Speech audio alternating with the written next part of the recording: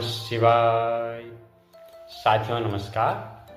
आत्मचिंतन में आज हम बात करेंगे नाड़ियों के बारे में।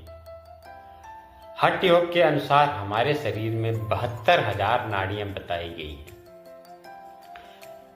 ये 72,000 नाड़ियां हमारे शरीर के ऊर्जा कोष हैं, जिनसे ऊर्जा प्रवाहित होती है।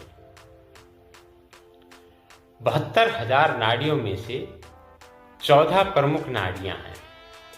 ईड़ा, पिंगला, सुषुम्ना, शंखिनी, गांधारी, सरस्वती, वारुणी, विशोदरी, यशस्विनी, पयस्विनी, कुहू, पूषा, अलंबुसा।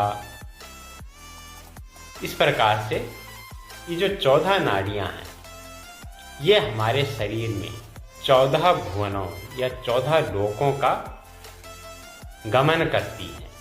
इनमें निरंतर प्रवाहित होती रहती हैं।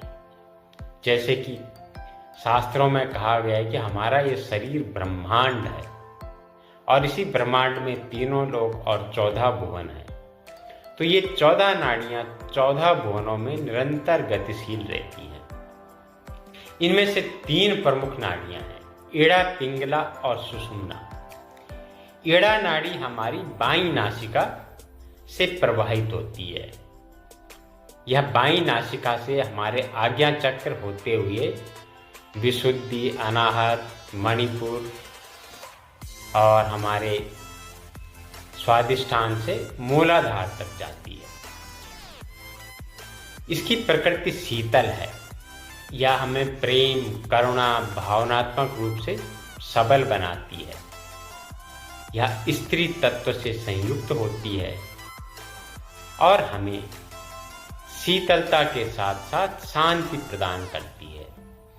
दूसरी है पिंगला नाड़ी, जो दाईं नासिका से बहती है। इसकी प्रकृति गर्म होती है और यह भी दाईं नासिका से और 6 चक्रों से होते हुए मूलाधार में समाप्त होती है। इन दोनों नाड़ियों को समान रूप से जब हम समान कर देते हैं, दोनों में वायु प्रवाह समान होता है, तो हमारी सुषुम्ना नाड़ी जागृत होती है। और सुषुम्ना नाड़ी मूलाधार से हमारा जो कुंडलिनी शक्ति है उसको जागृत करके उस प्राण ऊर्जा को हमारे सहस्रार ब्रह्मरंध्र तक पहुंचाती है। इसी को शिव और शक्ति का मिलन कहा जाता है। तो इसके बारे में मैं विस्तृत से अगले वीडियो में